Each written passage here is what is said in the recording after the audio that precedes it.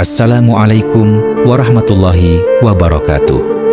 Saudaraku, mari sejenak kita menundukkan hati, merenungi jejak langkah para ulama yang telah mengorbankan segalanya demi tegaknya dakwah Islam di bumi Nusantara.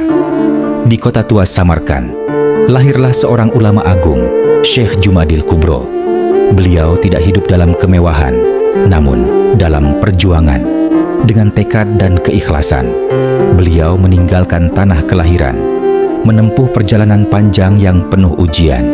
Lautan luas, badai yang mengancam, tidak mampu menghentikan langkahnya, karena dalam hatinya ada cinta kepada umat dan tanggung jawab dakwah. Hingga akhirnya beliau sampai di tanah Jawa, sebuah negeri yang kala itu masih asing dengan ajaran Islam. Namun beliau tidak memaksa, tidak menghakimi. Beliau memilih jalan hikmah, menyapa dengan kelembutan, dan mengajarkan dengan keteladanan. Dari sanalah tumbuh benih-benih dakwah yang kemudian diteruskan oleh Wali Songo. Saudaraku, hari ini kita tidak lagi menghadapi badai lautan, namun kita menghadapi badai yang lebih sunyi, badai informasi di dunia digital. Fitnah tersebar begitu cepat, ujaran kebencian begitu mudah diucapkan, dan kebenaran seringkali tenggelam. Disinilah kita belajar bahwa perjuangan belum selesai. Sebagai bagian dari gerakan pemuda Ansor, kita memikul amanah yang sama, bukan untuk menjadi yang paling keras, tetapi menjadi yang paling menenangkan. Bukan untuk membalas kebencian, tetapi menghadirkan kedamaian.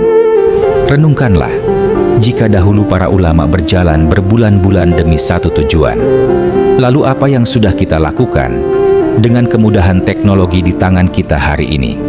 Apakah jari-jari ini menjadi jalan kebaikan atau justru menjadi sebab perpecahan? Mari kita jaga lisan, meski dalam bentuk tulisan.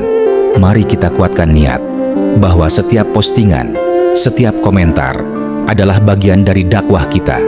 Karena sejatinya, perjuangan itu tidak harus besar. Cukup dimulai dari hal kecil yang dilakukan dengan keikhlasan.